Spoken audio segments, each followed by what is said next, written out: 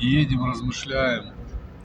Интересно, неужели в этом мире, на этой планете остались еще те люди, которые верят в искреннюю дружбу России и Путина? В Сирии, да, как с Асадом обосрались, такие друзья, все такое, но в итоге, Сирию просрали, Асада спрятали.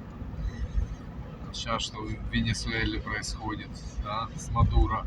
Мадуро тоже был другом, а теперь нет Мадуро. Вернее, он есть, но это вопрос времени, когда его там посадят в США. А, россияне, кому вы еще там помочь хотите? Кого вы еще в тюрьму не посадили? И какую вы еще там страну не развалили своей дружбой? Ваша дружба заканчивается ровно тогда, когда вам перестает быть выгоден ваш друг в финансовом плане, либо экономически, политическом. Брат дружки